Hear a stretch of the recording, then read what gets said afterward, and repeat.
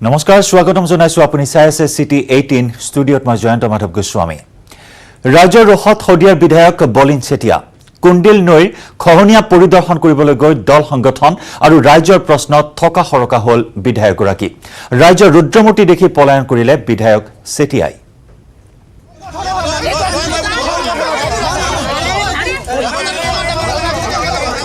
জনৰুখত হদিয়াৰ বিধায়ক বলিন চেতিয়া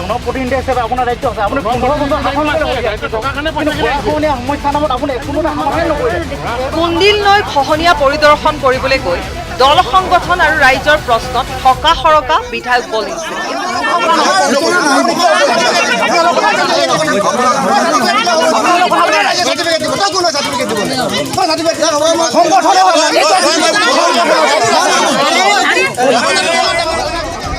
কুণ্ডিল নদীৰ ভয়াবহ বান আৰু গৰাখহনীয়া পৰিস্থিতিত ৰুজ লোৱাৰ উদ্দেশ্যে সোমবাৰে হদিয়াৰ কুণ্ডিল কিনাৰৰ পাগলাম গাঁৱত উপস্থিত হৈ বান আৰু খহনীয়া পীড়িত ৰাইজ আৰু হদিয়াৰ দল সংগঠনৰ ৰুখত পৰে স্থানীয় বিধায়ক বলিন চেতিয়া জনপ্ৰতিনিধি হিচাপে আপোনাৰ দায়িত্ব আছে আপুনি 15 বছৰ শাসন কৰিলে সমস্যা নামত আপুনি কোনো সমাধান নকৰিলে এইবাৰ কিমান 800 বিঘাতকৈ অধিক কৃষি ভূমি পইচা আহিলে বিয়াৰ চৰকাৰী পইচা ক'ৰ পৰা আহিলে ইয়াতে ঘূম পচিৰ আগতে পইচা আহিছে তাৰ আগতে পইচা আহিছে এনে আহিছে নেকি পইচা সমাধান কিয় হোৱা নাই সমাধান কিয় হোৱা নাই আপোনাৰ যিখিনি দায়িত্ব আপুনি পালন কৰাই নাই ঠিক আছে আপুনি ইয়ালৈ আহিছে আপুনি ইয়ালৈ আহিছে ধন্যবাদ জনাইছোঁ কিন্তু আজি আপুনি ব্যক্তিগত হিচাপে আহিছে যাতে এই সমস্যাখিনি লৈ যাতে আপুনি ৰাজনীতি নকৰে যদি ৰাজনীতি কৰে ছাৰ আমি কিন্তু আপোনাক সঠিক প্ৰত্যুত্তৰ দিম আপুনি চাব পাৰে টুকুৰা ঘৰৰ ওপৰত আছে আকৌ এবাৰ বানপানী আহিলে আমি ক'ত যাওঁ এইটো ঠিকনা নাই ছাৰ কুণ্ডিল নদীৰ বুকুত ৰাইজে ঐক্যবদ্ধ প্ৰচেষ্টাৰে খান্দি থকা নলাটো পৰিদৰ্শন কৰা আৰু খহনীয়া পৰিস্থিতিৰ সামগ্ৰিক ক্ষতি বুজ লোৱাৰ উদ্দেশ্যেৰে উপস্থিত হোৱা বিধায়কগৰাকীক বিভিন্ন প্ৰশ্নৰে থকা হৰকা কৰে উপস্থিত ৰাইজ আৰু দল সংগঠনৰ নেতৃবৃন্দই তেনেস্থলত বিধায়কগৰাকী উক্ত স্থানৰ পৰা পলায়ন কৰা বুলি সচেতন মহলত তীব্ৰ সমালোচনাৰ সৃষ্টি হৈছে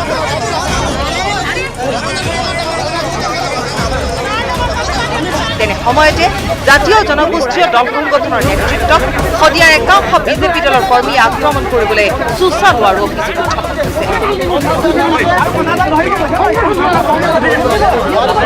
দুই পক্ষৰ মাজত তীব্ৰ বাক বিতণ্ডা হোৱাত যুক্তিৰে কথাবোৰ প্ৰত্যুত্তৰ দিব নোৱাৰি দিকবিদিক হেৰুৱাই বিধায়কগৰাকী দলীয় কৰ্মীৰ সৈতে ঘটনাস্থলীৰ পৰা পলায়ন কৰে দিগবৈৰ পৰা ৰীনা কাকতি গগৈ নিউজ 18 অসম চাব পাৰে টুকুৰা ঘৰৰ ওপৰত আছে আকৌ এবাৰ বানপানী আহিলে ব্ৰহ্মপুত্ৰৰ জলস্তৰ কমিবলৈ আৰম্ভ কৰাত পশ্চিম অসমৰ ভাৰত বাংলাদেশ সীমান্তত এতিয়া আৰম্ভ হৈছে তীব্ৰ খহনীয়া বিএছএফৰ কেম্প বিদ্যালয় চিকিৎসালয়ৰ লগতে এখন সম্পূৰ্ণ গাঁও জাহ গ'ল নৈৰ বুকুত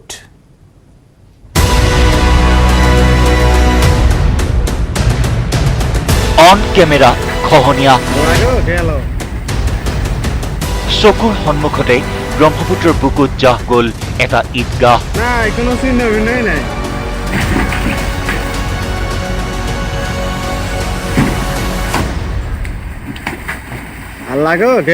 দক্ষিণ হালমাৰা মানকচৰৰ দৃশ্য এয়া ব্ৰহ্মপুত্ৰৰ জলস্তৰ ক্ৰমে হ্ৰাস পোৱাৰ লগে লগে আৰম্ভ হৈছে ভয়ংকৰ খহনীয়া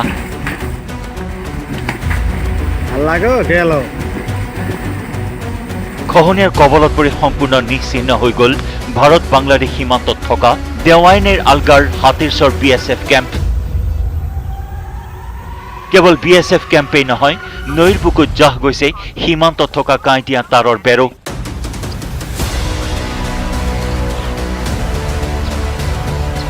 বৰ্তমানে হাতীৰচৰ বিএছএফ কেম্প এলেকাৰ অধীনত থকা দেৱাইনেৰ আলগা গাঁওখন সম্পূৰ্ণৰূপে নৈৰ বুকুত বিলীন হৈ গৈছে দেশৰ নিৰাপত্তাৰ স্বাৰ্থত সীমান্তত পহৰাৰত বিএছএফে বৰ্তমান যন্ত্ৰচালিত নাও আৰু ফেৰীতে স্থাপন কৰি লৈছে অস্থায়ী কেম্প ফেৰীৰ মাজতেই বিএছএফ জোৱানে ৰন্ধা বঢ়া খোৱা বোৱাৰ লগতে বিশ্ৰামৰ ব্যৱস্থা কৰি সীমান্তত পহৰাৰ কাম অব্যাহত ৰাখিছে 3 दिन का अंदर ही ये हमारा जो हाथीसर पीओपी कैंप था इधर एक हॉस्पिटल था एक स्कूल था कितना करंट चल रहा है। हाँ, एकदम 0 लाइन पे आ गया अभी। हाँ, BSF वाला जो इधर ड्यूटी कर रहा है बहुत दिक्कत से ड्यूटी हो रहा है इन लोग का। हाँ, अभी मोटा मोटी यहाँ 30-35 मीटर केवल बाकी है अभी काटना। ये काटने के बाद हमारा इंडिया खत्म हो जाएगा। BSF वाला अभी बोर्ड का अंदर है। নৈৰ বুকুত জাহ গ'ল এখন চৰকাৰী বিদ্যালয়, এখন চিকিৎসালয়ৰ লগতে জাহ গ'ল ঈদগাহ।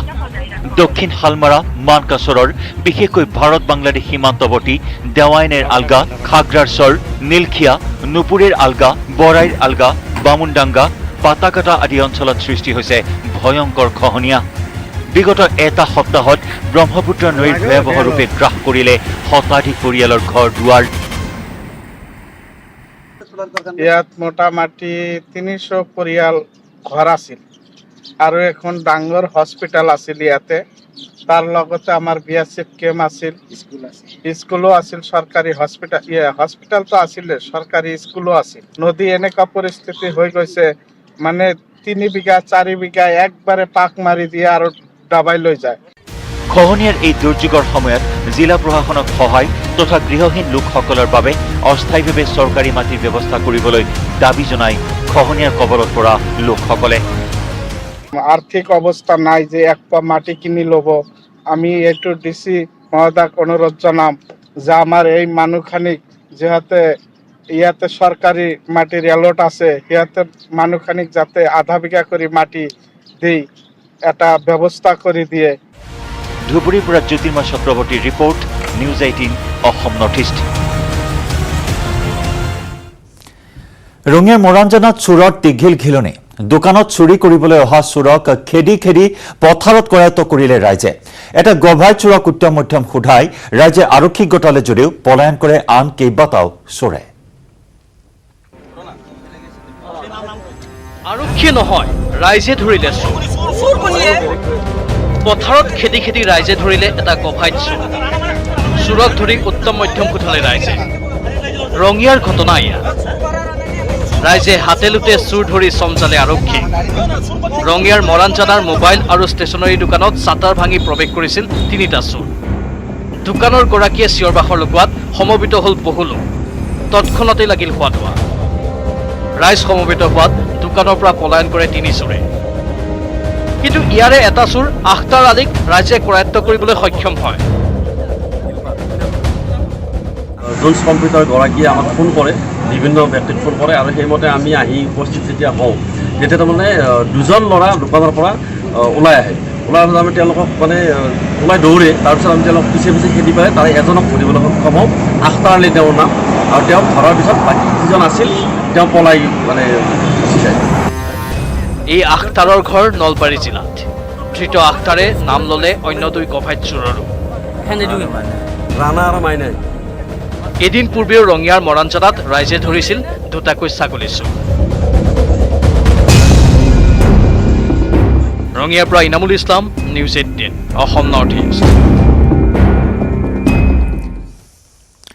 সাম্প্ৰতিক সময়ৰ কৰোনা ভাইৰাছৰ বিভীষিকাৰ এই সময়ছোৱাত সকলোৰে মনত কেৱল এটাই প্ৰশ্ন, কেতিয়ালৈ অন্ত পৰিব COVID-19ৰ এই পৰিস্থিতিৰ।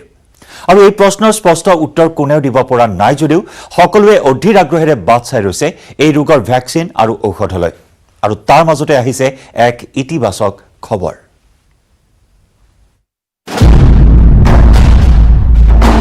2 আগষ্টৰ পৰা হ্ৰাস পাইছে COVID-19ৰ সংক্ৰমণ। 29 ছেপ্টেম্বৰলৈকে ক্ৰমাগতভাৱে হ্ৰাস পাই ভাৰতত প্ৰায় অন্ত পৰিব COVID-19ৰ ফলত সৃষ্টি হোৱা পৰিস্থিতিৰ। সকলোৱে উৎকণ্ঠাৰে বাট চাই থকা এই প্ৰশ্নৰ উত্তৰ আহিছে। এয়া পিছে কোনো বিশিষ্ট চিকিৎসক বা বিশেষজ্ঞৰ মন্তব্য নহয়। কোভিড পৰিস্থিতি সন্দৰ্ভত তাৰিখ নিৰ্দিষ্ট কৰি কোভিড অন্ত পৰা সুখবৰটো দিছে এগৰাকী যুৱতী। 2020 আগষ্টৰ 2 তাৰিখৰ পৰা ইচ এণ্ড এভৰি প্লেনেট নিজৰ নিজৰ ঘৰত মানে ওন হাউচত মানে মুভ কৰিছে, ইয়াক ট্ৰানজিট বুলি কয়। তো এই ট্ৰানজিট হোৱাৰ লগে লগে যেতিয়ালৈকে আটাইকেইটা ঘৰত নিজৰ নিজে গৈ পেলাই পাই যাব, তেতিয়া এই আমাৰ এই অৱস্থাটো যিটো কৰোনাৰ ডিষ্টেঞ্চ আছে, মই একদম 100% গেৰাণ্টি দিও ক'ব পাৰি যে এই কৰোনাৰ ভাৱটো কমি যাব। কোভিড-19 সন্দৰ্ভত বিগত কেইবামাহ ধৰি জ্যোতিষশাস্ত্ৰ অনুসৰি গণনা কৰি জ্যোতিষী ডক্টৰ শ্ৰী শ্ৰী ঘোষৰ মন্তব্য বুধ, মংগল আৰু বৃহস্পতি গ্ৰহৰ স্থান পৰিৱৰ্তনৰ বাবে হ'ব এই ইতিবাচক পৰিৱৰ্তন। জ্যোতিষী শ্ৰী শ্ৰী ঘোষে প্ৰকাশ কৰা অনুসৰি শুক্ৰ গ্ৰহে 1 আগষ্টত মিথুন ৰাশিত অৱস্থান লৈছে। বুধ 2 আগষ্টত মিথুনৰ পৰা গৈ কৰ্কট ৰাশিত অৱস্থান গ্ৰহণ কৰিছে। 16 আগষ্টত সূৰ্য কৰ্কটৰ পৰা সিংহ ৰাশিলৈ যাব। মংগল 16 আগষ্টত মেঘ ৰাশিত থাকিব। বৃহস্পতি বৰ্তমান ধনু ৰাশিত অৱস্থান গ্ৰহণ কৰি আছে। 23 ছেপ্টেম্বৰত ৰাহু মিথুনৰ পৰা বৃষ ৰাশিলৈ যাব আৰু শনি 29 ছেপ্টেম্বৰত মাৰ্গী হ'ব। বুধে কি ৰিপ্ৰেজেণ্ট কৰে? আমাৰ ডিঙি, কাহ, খেকাৰ, টনচিল, ব্ৰংকাইটিছ। বুধে এই পাতটো চায় আৰু বুধ এই যোৱা 2 তাৰিখে এখেতে শিফ্ট কৰি আছে। মিথুনৰ পৰা কৰ্ক ৰাশিতে ট্ৰানজিট কৰি আছে আৰু নিজৰ লগে লগে ই তাৰ ওচৰ চাপৰে যি আছে চবক তাৰ লগত ফাষ্ট মুভ কৰাই দিব। তাৰ অৰ্থ হৈছে যেনেকে দোকান খোলাই দিব চব, যেনেকে ট্ৰেইন চলাই দিব চব, যেনেকে আপোনাৰ প্লেন চলি যাব, যেনেকে স্কুল কলেজ খুলি যাব। তো এই কৰোণাৰ এই যে প্ৰব্লেমটো ডিং এণ্ড আমাৰ লাঞ্চৰ প্ৰব্লেমটো ইয়াকো ই লৈ গুচি যাবগৈ। গ্ৰহসমূহৰ স্থান পৰিৱৰ্তনৰ ওপৰত ভিত্তি কৰি জ্যোতিষীগৰাকীৰ দাবী 2 আগষ্টৰ পৰা 29 আগষ্টলৈ হ্ৰাস পাই ভাৰতত অন্ত পৰিব কোভিড পৰিস্থিতি। যোৰহাটৰ পৰা গৌতম বৰাৰ report, news 18 Assam north east.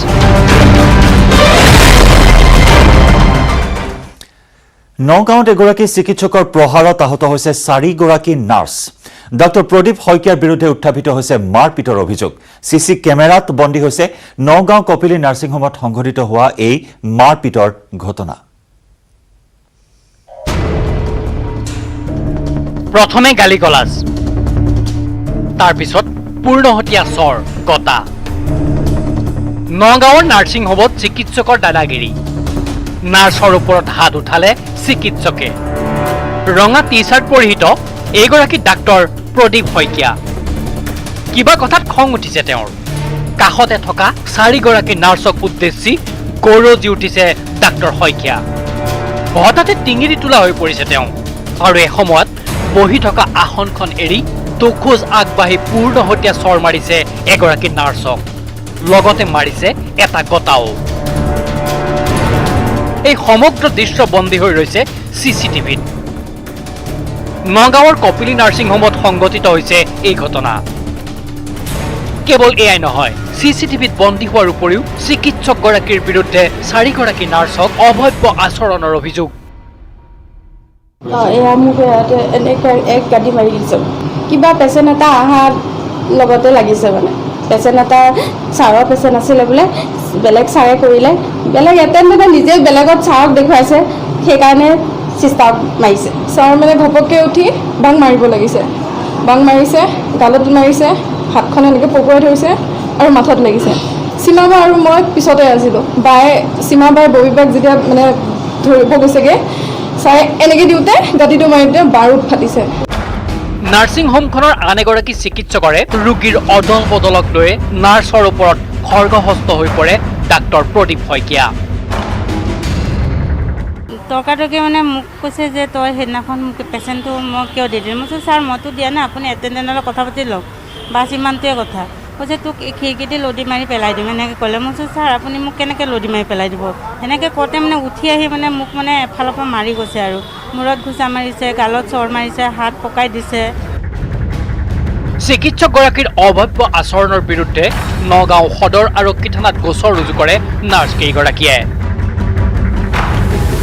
নগাঁৱৰ পৰা Nilotpal Bora, news 18 Assam north east.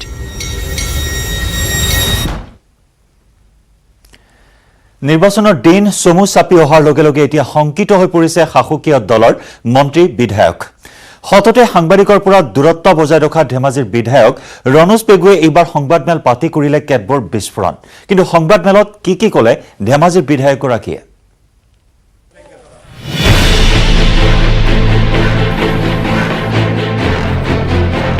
Corona ভীতিত ব্যাহত জনজীৱন, কিন্তু খৰতকীয়া হৈছে ৰাজনীতি নেতাৰ গতিবিধি। হঠাতে মাত নমতা ধেমাজিৰ বিধায়ক ৰণোজ পেগুৱেও প্ৰকাশ কৰিলে ৰাজনৈতিক উদ্বিগ্নতা। আসুৰ কা বিৰোধী ৰাজনৈতিক দলে নিৰ্বাচনত প্ৰভাৱ পেলোৱাৰ আশংকা ব্যক্ত কৰি নিৰ্বাচনৰ পূৰ্বৰ এই হাতটা মাহত বহু ৰাজনৈতিক উত্থান পতন ঘটিব বুলি মন্তব্য প্ৰকাশ কৰিছে। অহা 7টা মাহত যিকোনো ধৰণৰ ৰাজনৈতিক উত্থান পতন হ'ব।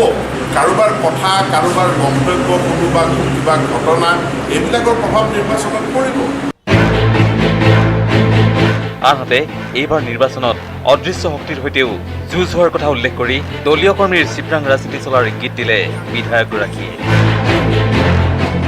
যিকোনো ব্যক্তি বা যিকোনো ব্যক্তি সমষ্টিয়ে কোনো ৰাজনৈতিক দল গঠন কৰিলে আমি আদৰণি জনাওঁ। গণতন্ত্ৰত তেওঁলোকৰ অধিকাৰ আছে, গতিকে ৰাজনৈতিক দল তেওঁলোকে কৰক, তেওঁলোকে নিৰ্বাচন খেলক, সেই সিদ্ধান্ত ৰাইজে।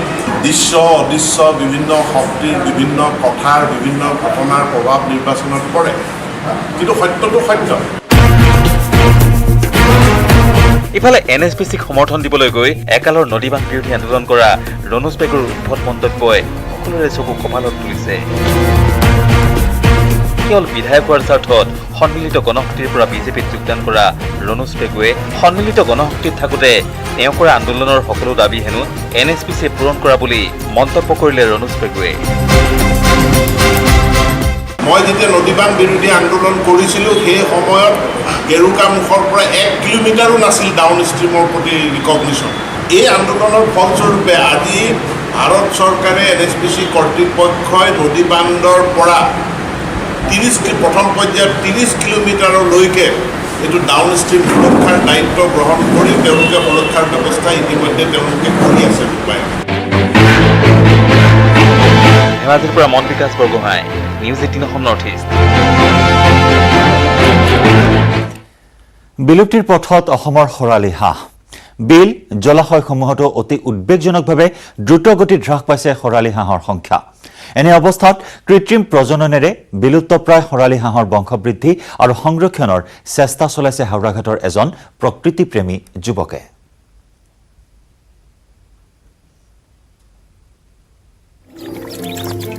বিলুপ্তিৰ পথত অসমৰ খৰালি হাঁহ। বিল জলাশয়সমূহতো অতি উদ্বেগজনকভাৱে দ্ৰুতগতিত হ্ৰাস পাইছে এই খৰালি হাঁহৰ সংখ্যা। এনে অৱস্থাত কৃত্ৰিম প্ৰজননেৰে বিলুপ্তপ্ৰায় খৰালি হাঁহৰ বংশবৃদ্ধি আৰু সংৰক্ষণৰ চেষ্টা হাওৰাঘাটৰ এজন প্ৰকৃতিপ্ৰেমী যুৱকৰ।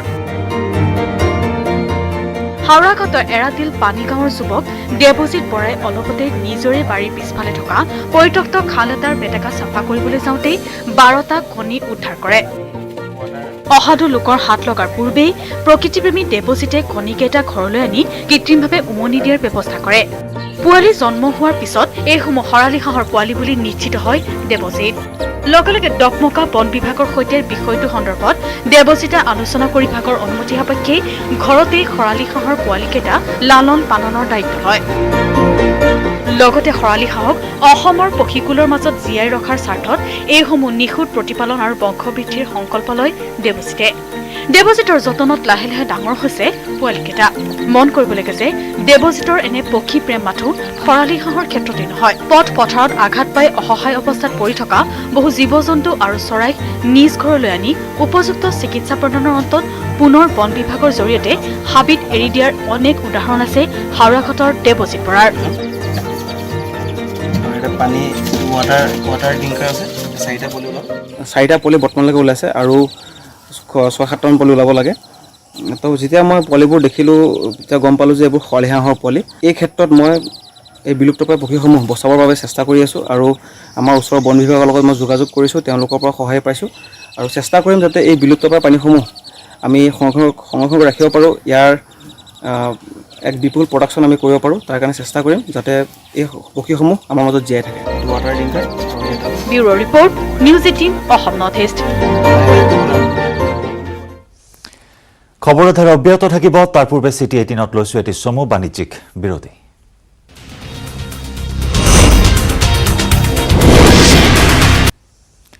আপুনি চাই আছে চিটি 18। বিটিচি নিৰ্বাচনৰ পূৰ্বে যেন ফাঁট মেলিছে শাসকীয় মিত্ৰদল বিজেপি আৰু BPFৰ মাজত। নিৰ্বাচনৰ প্ৰাকক্ষণত দুয়োটা দলৰ নেতাৰ মাজত এতিয়া আৰম্ভ হৈছে বাকযুদ্ধ আগন্তুক বিটিচি নিৰ্বাচনত একলা চলো নীতিৰে অৱতীৰ্ণ হোৱাৰ মন মেলিছে শাসকীয় বিজেপিয়ে কৰোনা সংক্ৰমণৰ ভয়াৱহ পৰিৱেশৰ মাজতে আগন্তুক বিটিচি নিৰ্বাচনৰ বাবে প্ৰতিটো ৰাজনৈতিক দলে প্ৰস্তুতি চলাইছে বিটিচি দখলৰ বাবে ইয়াৰ মাজতে বিধানসভা নিৰ্বাচনত মিত্ৰতা থকা বিজেপি আৰু বিপিএফ দলৰ মাজত তুংগত উঠিছে বাকযুদ্ধ একলা চলো নীতিৰে আগন্তুক বিটিচি নিৰ্বাচনত অৱতীৰ্ণ হোৱাৰ মন মেলিছে বিজেপি হাগ্ৰামা মহিলাৰীয়ে বিটিচিত বিজেপি শূন্য হ'ব বুলি কৰা মন্তব্য কুফৰাই সাংসদ তথা ৰাজ্যিক বিজেপিৰ সাধাৰণ সম্পাদক দিলীপ শইকীয়াই ক'লে ৰাজনৈতিক নেতাৰ ভাষ্যত বিজেপি শূন্য নহয় বিটিচিবাসী ৰাইজে এবাৰ পৰিৱৰ্তন বিচাৰিছে নিৰ্বাচনী ৰাজনীতিত শূন্য যদি কৰিব খোজে তেনেহ'লে সেই অঞ্চলৰ ৰাইজে কৰিব পাৰিব কোনো ৰাজনৈতিক নেতাৰ ভাষ্যত বিজেপি শূন্য বা এশ নহয় বিটিচি নিৰ্বাচনত ভাৰতীয় জনতা পাৰ্টীয়ে বিটিচিৰ যি শাসন ভাৰ সেই শাসন ভাৰ দখল কৰাত মুখ্য ভূমিকা গ্ৰহণ কৰিব দিল্লীত যদি উন্নয়ন হৈছে দিছপুৰত যদি উন্নয়ন হৈছে বিটিচিত উন্নয়ন সেই ধৰণে কিয় হোৱা নাই আনহাতে সাংসদ নৱশৰণীয়ে বিজেপি আৰু ইউপিপিএলৰ মিত্ৰতা সন্দৰ্ভত কৰা মন্তব্যৰ বিৰোধিতা কৰি দিলীপ শইকীয়াই মঙলদৈত উপস্থিত হৈ কয় আমি কোনো ৰাজনৈতিক দলৰ সৈতে মিত্ৰতা কৰা নাই এবাৰ আমি অকলে নিৰ্বাচনত অৱতীৰ্ণ হৈছো আমাক এতিয়া চবেই কয় বিপিএফে কৈছে কালি যে আমি নৱশৰণীয়া ইউপিপিএল এওঁলোকৰ লগত আমি মিত্ৰতা কৰিছোঁ আগৌ নৱশৰণীয়ে কৈছে নহয় আমি ইউপিপিএলৰ লগত মিত্ৰতা কৰিছোঁ আমি কনফিউজন হৈছোঁ আমি কাৰ লগত আছোঁ কিন্তু আমি এটা কথাত স্পষ্ট যে বিজেপি এই নিৰ্বাচনত কোনো অন্য ৰাজনৈতিক দলৰ লগত মিত্ৰতা পাশত নাই মঙলদৈৰ পৰা Nabajyoti Mahanta report news 18 Assam north east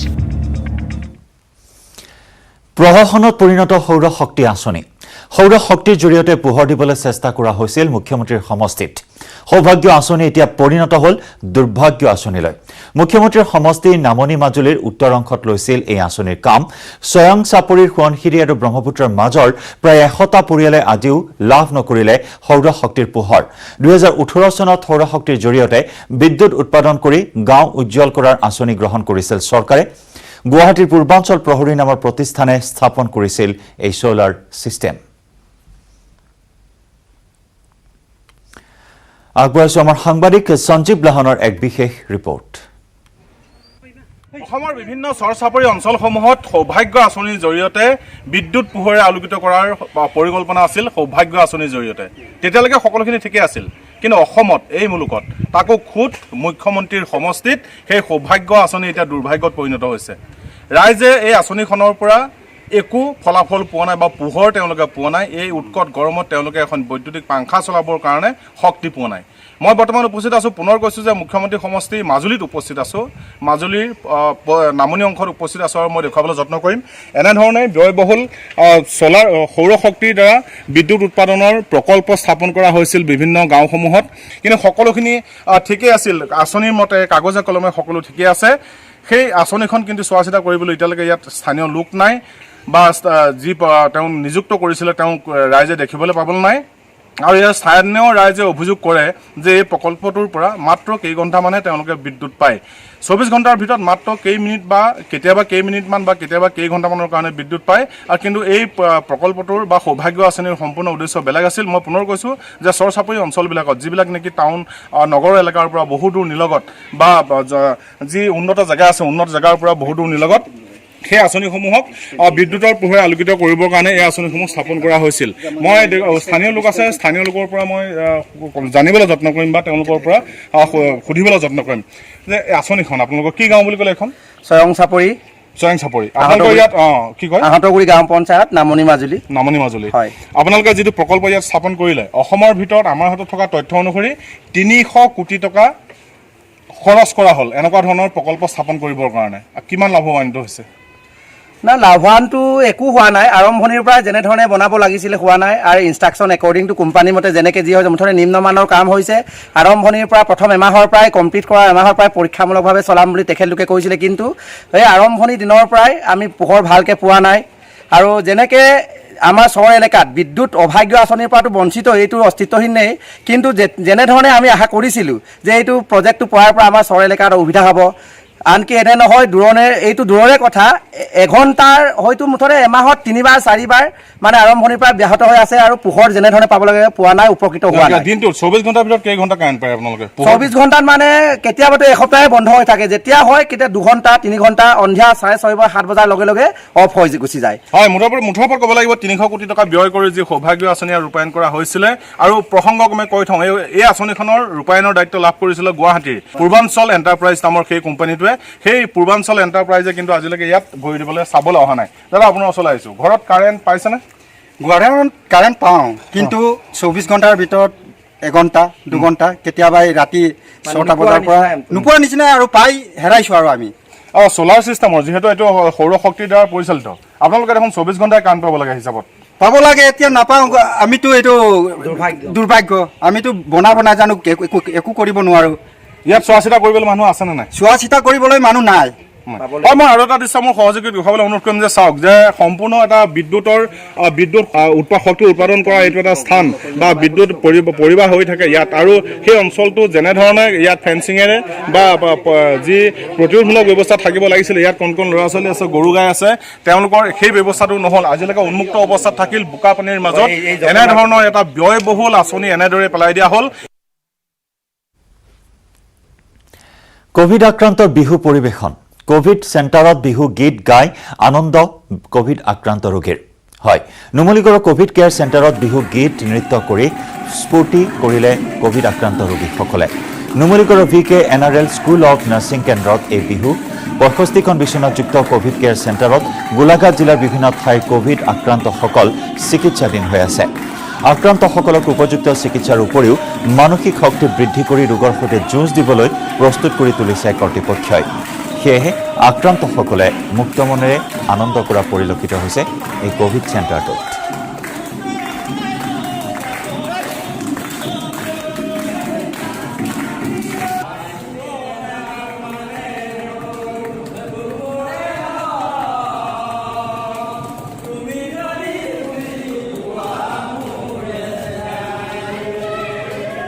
ব্যক্তিগত চিকিৎসালয় খণ্ডৰ ফালৰ পৰা প্ৰথমে আমি ৰাজ্যখনৰ প্ৰথম চিকিৎসালয় হ'ম, যিখন চিকিৎসালয়ে চৰকাৰী দ্বাৰা পৰিচালিত কোভিড কেয়াৰ চেণ্টাৰত প্ৰত্যক্ষভাৱে সহায় সহযোগ আগবঢ়াইছে।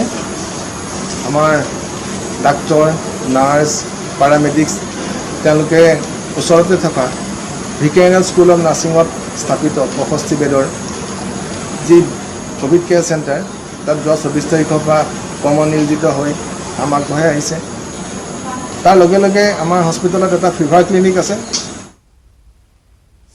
চিটি 18ৰ পৰৱৰ্তী অংশলৈ যোৱাৰ পূৰ্বে পুনৰ সময় হ'ল এটি চমু বাণিজ্যিক বিৰতিৰ।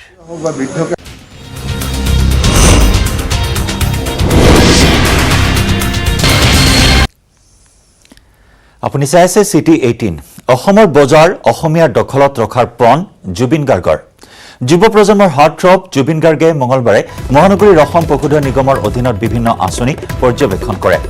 থলগিৰি আৰু বৃন্দাবন মাৰ্টৰ জৰিয়তে তথা স্থানীয় শিল্পী আৰু যুৱক যুৱতীক স্বনিৰ্ভৰশীল কৰিব পাৰিব বুলি আশাবাদী জুবিন গাৰ্গ আৰু গৰিমা শইকীয়া গাৰ্গ। নৱেম্বৰৰ পৰা অসমৰ ৰাজ্যৰ মাজলৈ যাব জুবিন গাৰ্গ। শিক্ষা আন্দোলন, সংস্কৃতি আন্দোলন আৰু কৃষি আন্দোলনৰ পোষকতা কৰিছে জুবিন গাৰ্গে। পথাৰৰ পৰা বজাৰলৈ মধ্যভোগী অবিহনে পোনপটীয়াকৈ কৃষি আন্দোলন কৰাৰ মন জুবিন গাৰ্গৰ।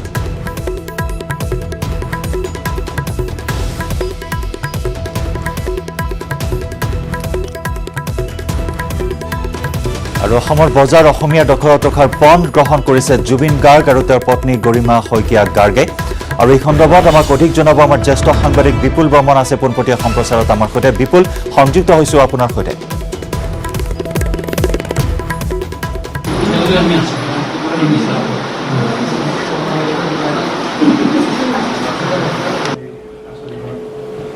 আমি গোটেই মনোজদাক লগ পালোঁ। আমি কালি লগ পাই আমি ইতিমধ্যে আমি এটা প্ৰজেক্ট এটা আৰম্ভ কৰিছোঁ, সকলোৱে গম পাইছে, বৃন্দাবন ছুপাৰ মাৰ্ট বুলি। গোটেই অসমৰ আমাৰ মেইন উদ্দেশ্য হ'ল মানে থিংক লোকেল বি গ্ল'বেল, কথাটো তেনেকুৱা। যে আমি আমাৰ যিখিনি আমাৰ বস্তু আছে, আমাৰ উৎপাদন আছে, সামগ্ৰী আছে আমাৰ, সেইখিনি কেনেকৈ আমি ইউজ কৰি পেলাই আমি নিজে আত্মনিৰ্ভৰশীল হ'ব পাৰোঁ। আমাৰ যুৱ প্ৰজন্ম যিসকল ল'ৰা ছোৱালী আছে, বহুত ল'ৰা ছোৱালী এতিয়া মোক খবৰ লৈ আছে, মেছেজ দি আছে এইকেইদিন, দাদা ক'ৰবাত কামত ভৰাই দিয়ক, কিবা এটা কৰক। চ' কি ধৰণে আমি সন্মিলিতভাৱে এটা প্ৰচেষ্টাৰে এই ল'ৰা ছোৱালীবিলাকক আমি আত্মনিৰ্ভৰশীল কৰি তুলিব পাৰোঁ, কেনেকৈ কামত লগাব পাৰোঁ তেওঁলোকক, যাতে ভালকৈ চলি থাকে তেওঁলোকে, সেইটো এটা উদ্দেশ্য। আৰু মনোজদাৰ তেখেতসকলৰ বহুতো স্কিমছ আছে, গভৰ্ণমেণ্টৰ আঁচনি আছে, য'ত ছাবচিডিও আছে, সেইবিলাক কথা আমাক ক'লে, যিবিলাক আমি জনা নাছিলোঁ।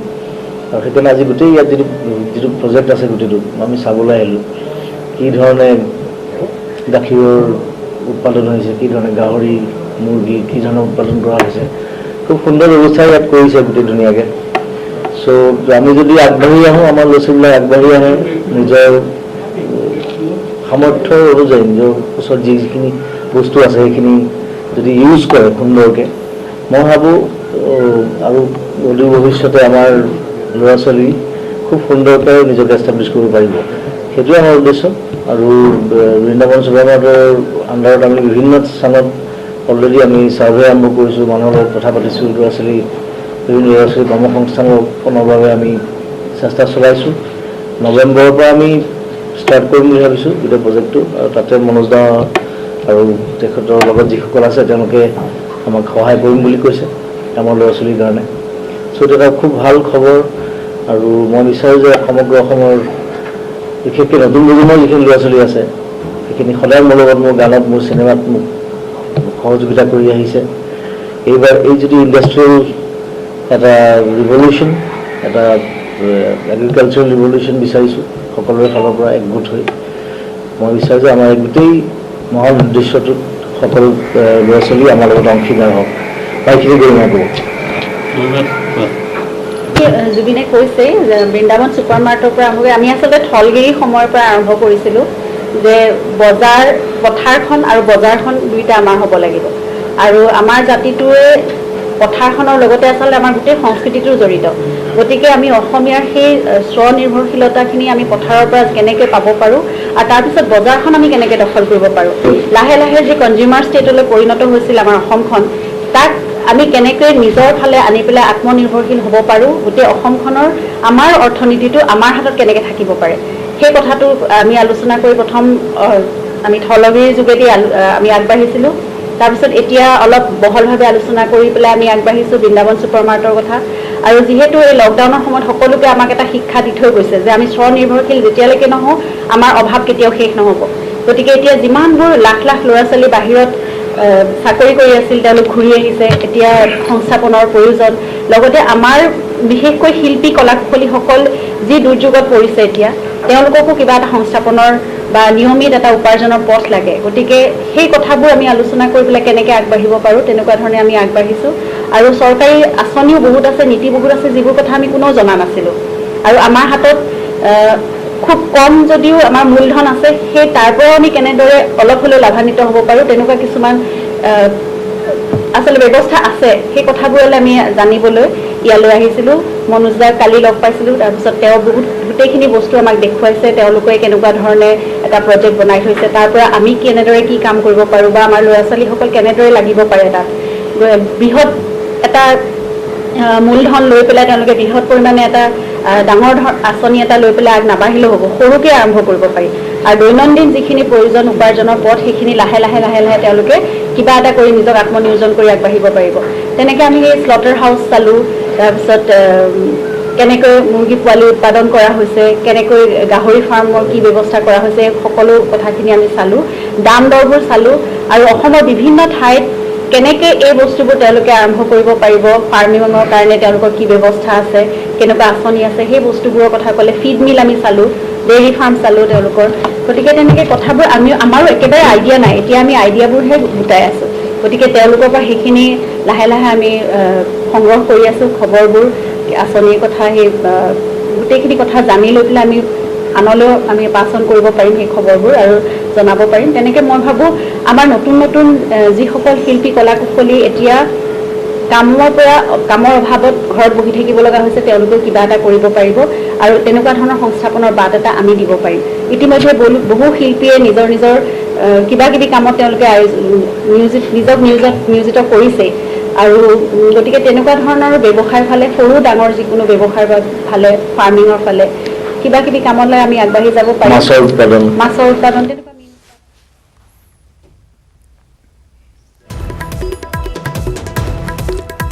আৰু সেয়া জুবিন গাৰ্গ আৰু গৰিমা শইকীয়া গাৰ্গ আৰু কেনেদৰে আত্মনিৰ্ভৰশীল হ'ব পাৰি, কেনেদৰে স্বনিয়োজনৰ ব্যৱস্থা গ্ৰহণ কৰিব পৰা যায়। লকডাউনৰ বাবে স্থবিৰ হৈ পৰিছে অৰ্থনীতি। লকডাউনৰ বাবে কৰ্মসংস্থাপন হেৰুৱাইছে অসমৰ লাখ লাখ যুৱকে। বহিৰাজ্যত কৰ্ম হেৰুৱাই বা ঘৰলৈ উভতি অহা যুৱকসকলক উদ্দেশ্যি এনেকুৱা ধৰণৰ এটা পন্থা হাতত লোৱাৰ মানস গ্ৰহণ কৰিছে জনপ্ৰিয় শিল্পী জুবিন গাৰ্গ আৰু তেওঁৰ পত্নীয়ে, আৰু তাৰ বাবে ইতিমধ্যে তেওঁলোকে পদক্ষেপ গ্ৰহণ কৰিছে।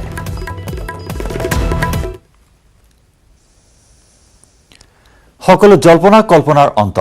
সাপো মৰক, লাঠিও নাভাঙক, এই নীতিৰে ৰাজ্যিক বিজেপিয়ে ঘোষণা কৰিলে 2020-23 বৰ্ষৰ বাবে নতুন সমিতি, আৰু তেনে সাংসদক দিলে 3গৰাকী সাংসদক দিলে সাধাৰণ সম্পাদকৰ দায়িত্ব।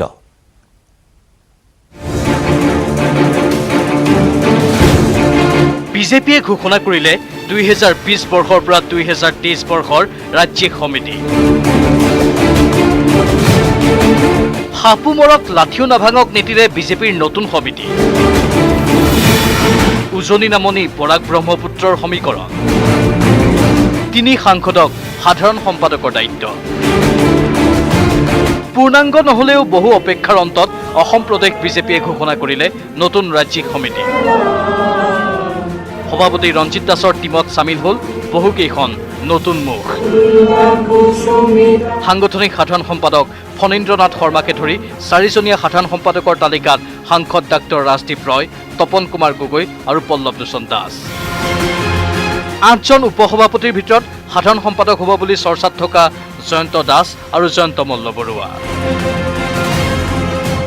আমি উপসভাপতি হিচাপে আমি দায়িত্ব অৰ্পণ কৰিছোঁ ডক্টৰ হেমপ্ৰভা বৰঠাকুৰ, বিজুলী কলিতা মেধি, ৰেখাৰাণী দাস বড়ো, স্বপ্ননীল বৰুৱা, ৰতন তেৰণ, পুলক গোহাঁই, জয়ন্ত দাস আৰু জয়ন্ত মল্ল বৰুৱা। আৰু সাধাৰণ সম্পাদক হিচাপে আমাৰ সাংসদ ডক্টৰ ৰাজদীপ ৰয়, সাংসদ শ্ৰী তপন কুমাৰ গগৈ আৰু সাংসদ পল্লৱ লোচন দাস, আৰু আমাৰ সাংগঠনিক সাধাৰণ সম্পাদক হিচাপে ফণীন্দ্ৰনাথ শৰ্মা ডাঙৰীয়া, আৰু কোষাধ্যক্ষ হিচাপে ৰাজকুমাৰ শৰ্মা আৰু সহ কোষাধ্যক্ষ হিচাপে মনোজ চাৰাফ। আৰু সম্পাদক হিচাপে আমি দায়িত্ব দিছোঁ দীপ্তিৰঞ্জন শৰ্মা, কিশোৰ উপাধ্যায়, কৃষ্ণমণি চুতীয়া, লচি ৰয়, সুকুমাৰ বিশ্বাস, অকণি দেৱী, বেণুধৰ নাথ, তৰংগ গগৈ আৰু পৰমী দাস। 2021 নিৰ্বাচনী অংকৰে গঠন কৰা সমিতিত স্থান নাপালে মৃগাংক বৰ্মন, প্ৰদীপ ঠাকুৰীয়া, বিজয় গুপ্তা, অমীয় ভূঞাই। সলনি নহল কোষাধ্যক্ষকে ধৰি বহুকেইটা পদবী। মহিলা মৰ্চাৰ সভানেত্ৰীৰ দায়িত্ব পালে অপৰাজিতা ভূঞাই। একমাত্ৰ সাধাৰণ সম্পাদকৰ দায়িত্ব পালে টিকট বঞ্চিত হ'ব লাগিব বুলিয়েই সাধাৰণ সম্পাদকৰ দায়িত্ব পালে 3 সাংসদে। কেমেৰাত নিতুল কৃষ্ণৰ সহযোগত Raju Baruah, news 18, Assam north east. City 18ত পুনৰ সময় আন এটি চমু বাণিজ্যিক বিৰতিৰ। সমাগত অসমৰ বিধানসভা নিৰ্বাচন। কৰোনা ভাইৰাছৰ মাজতে নিৰ্বাচন কেন্দ্ৰিক বতাহ বলিছে পাহাৰীয়া জিলা 3খনত। নিৰ্বাচনৰ বাবে এতিয়া সাজু হৈছে শাসক বিৰোধী। আহি আছে 21ৰ নিৰ্বাচন। কৰোনা ভীতিৰ মাজতে তীব্ৰতৰ হৈ পৰিছে ৰাজনৈতিক কুচকাৱাজ। ৰাজ্যৰ 3খন পাহাৰীয়া জিলাতো এতিয়া জোৰকৈ বলিবলৈ লৈছে নিৰ্বাচন কেন্দ্ৰিক বতাহ। নিৰ্বাচনৰ প্ৰাৰ্থিত্বক কেন্দ্ৰ কৰি বিভিন্ন ধৰণৰ গুণাগতা চলিছে পাহাৰীয়া 3খন জিলাৰ 5টা সমষ্টিক্ৰমে ডিফু, বোকাজান, হাওৰাঘাট, বৈঠালাংছু আৰু হাফলং সমষ্টিত। বোকাজান সমষ্টিৰ বিধায়ক তথা বিজেপিৰ মুখপাত্ৰ ডাক্তৰ নোমল মমিনৰ মতে পাহাৰৰ 5টা সমষ্টিতেই বিজেপিয়ে জয়লাভ কৰিব। পাহাৰীয়া 3খন জিলাতো বিজেপিৰ 100%। আমি 5খন সিটতে আমি ভাৰতীয় জনতা পাৰ্টি জয়লাভ কৰিম। ৰাইজ আজি বিজেপিৰ পক্ষত আৰু আমি 5খন সিটে আমি এবাৰ জিকিম। Clean sweep.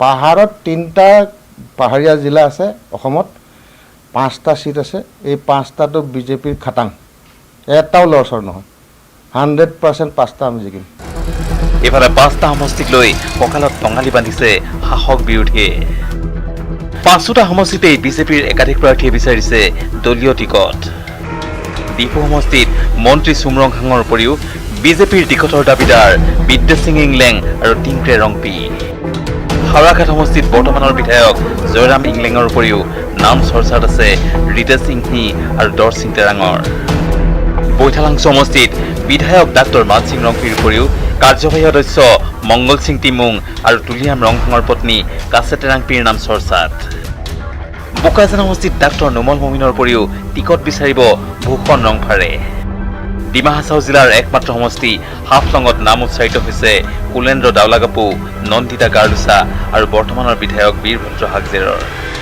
শেষ মুহূৰ্তত হাফলং সমষ্টিত যদি মিত্ৰদল অগপক এৰি দিয়ে তেন্তে অগপৰ প্ৰাৰ্থী হ'ব প্ৰাক্তন মুখ্য কাৰ্যবাহী সদস্য দেৱজিৎ থাউচেন ইফালে বোকাজান সমষ্টি সন্দৰ্ভত নোমল মমিনে ক'লে বোকাজানৰ সমষ্টিটো বুলিয়ে কথা নহয় 5টা সিটে আমি জিকিম আৰু বোকাজানটো সবতকৈ ভাল পজিশ্যনত আছে আজি ভাৰতীয় জনতা পাৰ্টিৰ যাক টিকেট নিদিলেও তাৰ পৰা জয়লাভ কৰিব লাগিব নিৰ্বাচনলৈ মাজতে 6 মাহ বাকী থকা অৱস্থাত পাহাৰীয়া জিলাৰ 5টা সমষ্টিত পিছ পৰি ৰোৱা নাই বিৰোধী কংগ্ৰেছ আৰু এএছডিচি দলো শাসক বিৰোধী দলসমূহে বিভিন্ন ইচ্ছুক লৈ ভোটাৰক আকৃষ্ট কৰাৰ চেষ্টা অব্যাহত ৰাখিছে কেমেৰা পাৰ্চন প্ৰভাত সিঙৰ সৈতে Bipul Barman news 18 north east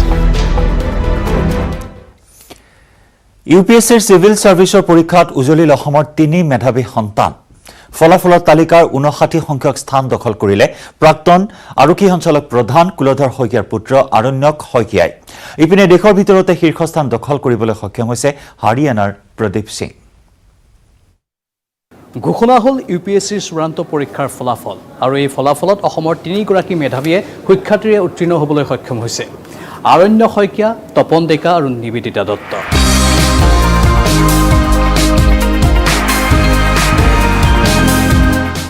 আৰণ্য Saikia অসমৰ প্ৰাক্তন আৰক্ষী সঞ্চালক প্ৰধান তথা অসম সাহিত্য সভাৰ বৰ্তমানৰ সভাপতি কুলধৰ শইকীয়াৰ সুসন্তান আৰণ্যকে ইয়াৰ পূৰ্বে দুবাৰ এই সৰ্বভাৰতীয় পৰীক্ষাত অৱতীৰ্ণ হৈছিল আৰু এইবাৰৰ সৈতে 3বাৰ হৈছে তিনিওবাৰেই শিক্ষাৰ্থীৰে তেওঁ উত্তীৰ্ণ হ'বলৈ সক্ষম হৈছে ইয়াৰ পূৰ্বে তেওঁ IPS হিচাপে নিযুক্তি লাভ কৰিছিল আৰু এইবাৰ 59 সংখ্যক স্থান তেওঁ দখল কৰিবলৈ সক্ষম হৈছে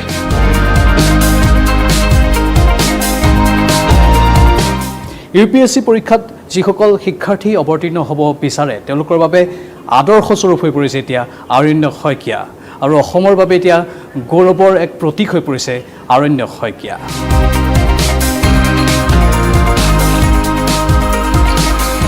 ইফালে ইউপিএছচিৰ চূড়ান্ত পৰীক্ষাত যোৰহাটৰ বাবে গৌৰৱ কঢ়িয়াই আনিছে নিবেদিতা দত্তই 697 সংখ্যক স্থান তেওঁ লাভ কৰিবলৈ সক্ষম হৈছে আৰু তপন ডেকাই 766 সংখ্যক স্থান লাভ কৰিবলৈ সক্ষম হৈছে এই 3 গৰাকী মেধাৱীক লৈ আজি অসমবাসী গৌৰৱান্বিত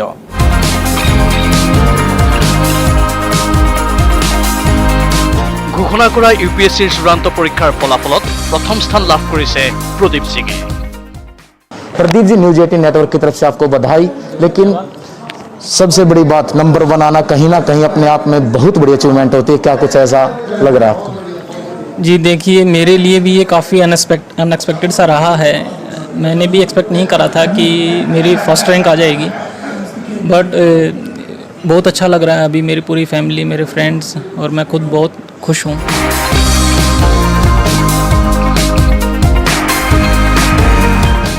ইয়াৰ মাজতে আন এটা খবৰো আমি জনাব বিচাৰিছোঁ যে গোৱালপাৰাৰ মৰণৈৰ সৈনিক স্কুলৰ এগৰাকী ছাত্ৰ মুকুন্দ কুমাৰ তেওঁ ইউপিএছচিৰ এই চূড়ান্ত পৰীক্ষাত 52 সংখ্যক স্থান লাভ কৰিছে অৱশ্যে তেওঁৰ ঘৰ বিহাৰত যি কি নহওক প্ৰতিগৰাকী শিক্ষাৰ্থীলৈ বা প্ৰতিগৰাকী মেধাৱীলৈ আমি জনালোঁ আন্তৰিক অভিনন্দন অসমৰ ভূমিত অব্যাহত আছে নগা দুৰ্বৃত্তৰ সন্ত্ৰাস এইবাৰ সৰুপথাৰৰ চুঙাজানত মহিলা ব্যৱসায়িক মাৰণাস্ত্ৰ দেখুৱাই ধন দাবী কৰিলে বাইকত অহা নগা দুৰ্বৃত্তই অঞ্চলটোত সঘনাই সংঘটিত নগাৰ সন্ত্ৰাসক লৈ এতিয়া সন্ত্ৰস্ত হৈ পৰিছে স্থানীয় ৰাইজ গোলাঘাট জিলাৰ ধনশিৰি মহকুমাৰ অসম নাগালেণ্ড সীমান্তত দীৰ্ঘদিন ধৰি অব্যাহত আছে নগা দুৰ্বৃত্তৰ ধন দাবী সোমবাৰেও চুঙাজান এমভিত 6জনীয়া নগা দুৰ্বৃত্তৰ এটা দলে 2খন বাইকেৰে আহি এগৰাকী মহিলাক 20,000 টকা দাবী কৰে। কিন্তু মহিলাগৰাকীয়ে টকা দিবলৈ অমান্তি হৈ চিঞৰ বাখৰ কৰাত বাইক এৰি পলায়ন কৰে নগা দুৰ্বৃত্তৰ দলটোৱে। চুঙাজান এমভিস্থিত বাস্তৱৰ দগাঁও বেটেলিয়ন কেম্পৰ সমীপতেই সংঘটিত হয় ঘটনাটো সংঘটিত হোৱাৰ পিছতেই তাত উপস্থিত হয় বেটেলিয়ন কেম্পৰ জোৱানসকল। অসম বেটেলিয়নৰ জোৱানসকলে 2খন বাইক জব্দ কৰি চমজাই দিয়ে চুঙাজান আৰক্ষীক। বগীবাই দোকানত নগা দুৰ্বৃত্তই আহি টকা দিমান দিছে আৰু তেওঁক মূৰত পিষ্টল লগাই দিছে। মই লগে লগে মোৰ পেট্ৰলিং পাৰ্টিটোক ফোন কৰি কওঁ যে তহঁতি দোকানত পটকাই যা। সিহঁতি আহি পোৱাৰ লগে লগে নগা দুৰ্বৃত্ত পলায় আৰু বাইককেইখন পেলাই থৈ গুচি যায়। কিমান টাইমত হৈছিলে ঘটনাটো? ইয়াতে 4টা বজাত। এতিয়া নগা দুৰ্বৃত্তৰ ধন দাবী ঘটনাই তীব্ৰ চাঞ্চল্যৰ সৃষ্টি কৰিছে সীমান্ত অঞ্চলটোত। ইফালে সীমান্তৰ সুৰক্ষাত নিয়োজিত CRPFে প্ৰায়ে এনে ধন দাবী ঘটনা ৰোধ কৰাত চৰম ব্যৰ্থ হোৱাৰ লগতে নগা দুৰ্বৃত্ত সহায় কৰাৰহে অভিযোগ উত্থাপন হৈ আহিছে। সৰুপথাৰৰ পৰা Debashish Gautam, news 18 Assam north east. সমগ্ৰ বলিউড জোকাৰি যোৱা জনপ্ৰিয় অভিনেতা সুশান্ত সিং ৰাজপুতৰ ৰহস্যজনক মৃত্যুৰ তদন্তক লৈ অব্যাহত আছে তোলপাৰ। মুম্বাই আৰক্ষীৰ ভূমিকাক লৈ প্ৰশ্ন উত্থাপন কৰিছে বিহাৰ আৰক্ষীয়ে। বিহাৰ আৰক্ষীক সুশান্ত সিং ৰাজপুতৰ মৃত্যুৰ তদন্ত কৰিবলৈ অনুমতি প্ৰদান নকৰাৰ বিষয়টোতো প্ৰতিক্ৰিয়া প্ৰকাশ কৰে বিহাৰৰ DGPয়ে।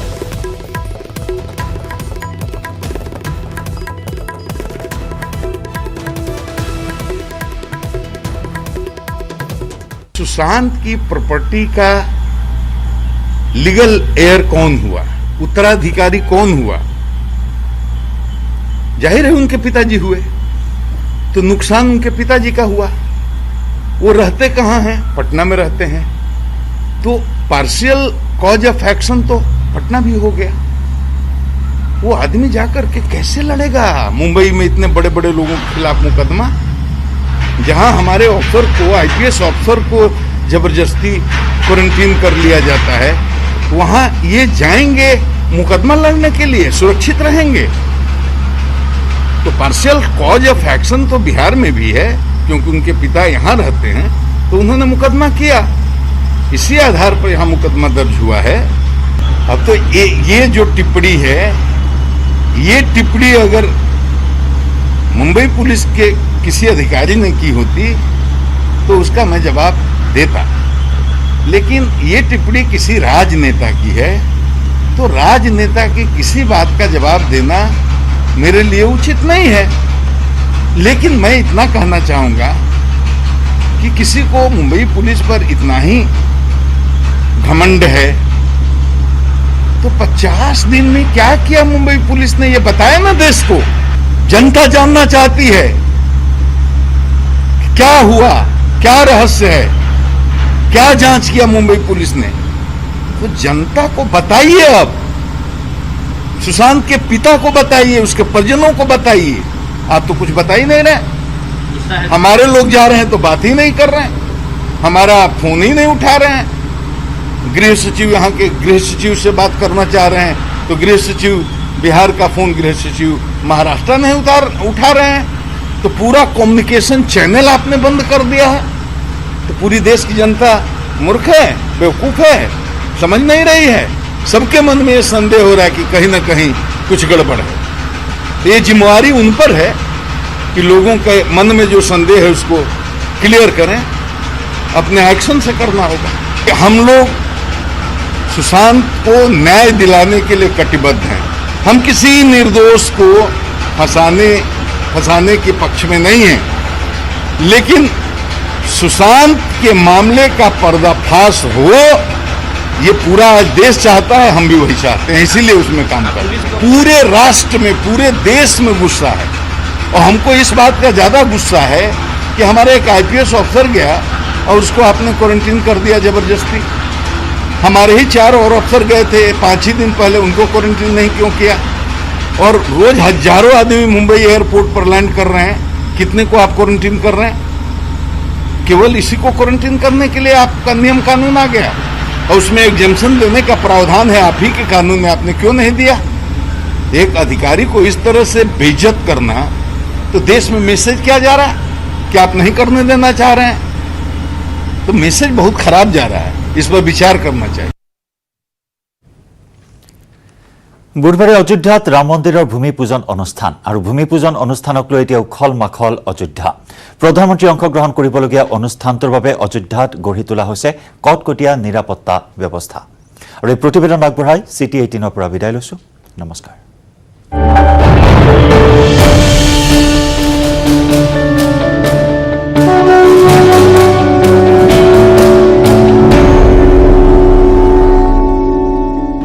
অযোধ্যাত এতিয়া শান্তিৰ পৰিৱেশ। এক গুৰুত্বপূৰ্ণ ঘটনাৰ সূচনাকাল ঐতিহাসিক হৈ ৰোৱাটোৱে স্বাভাৱিক। এই ঐতিহাসিক ক্ষণৰ সূচনা হোৱাৰ পূৰ্বে এই ঐতিহাসিক অযোধ্যা সাক্ষী হৈছে বহু ঘটনা পৰিঘটনাৰ। কাৰণ এই অযোধ্যাই জন্ম দিছিল অৱতাৰী পুৰুষ ৰামচন্দ্ৰ।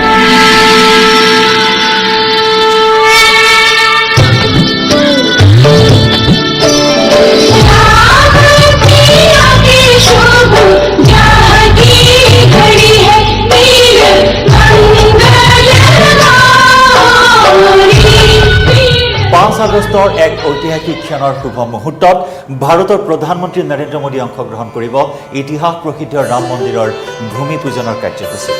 আৰু তাৰ বাবে এতিয়া মহা আয়োজন চলিছে অযোধ্যাত। নিশাৰ ভাগত মায়াময় হৈ উঠিছে নানা ৰঙী আলোকসজ্জাৰে সমগ্ৰ অযোধ্যা। দুদিনীয়া কাৰ্যসূচীৰে দীপাৱলী আৰম্ভ হৈছে এতিয়া অযোধ্যাত।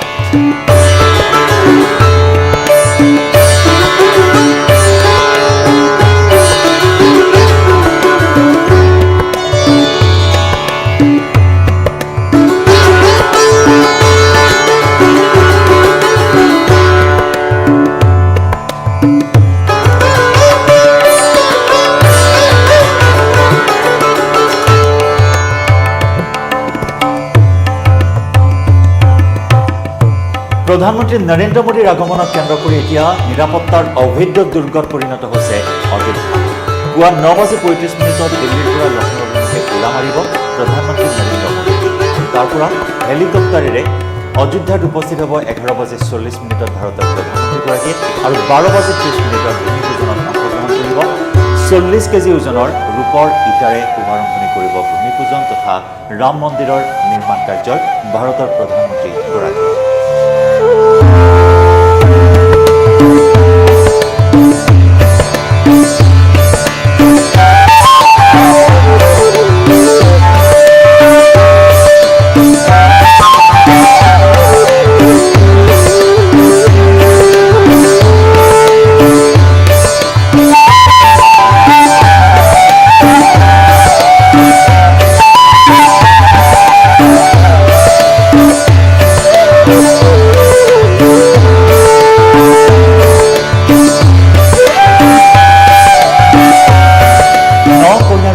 সজাই পৰাই তোলা অযোধ্যা এতিয়া এক মায়াময় পৰিৱেশ।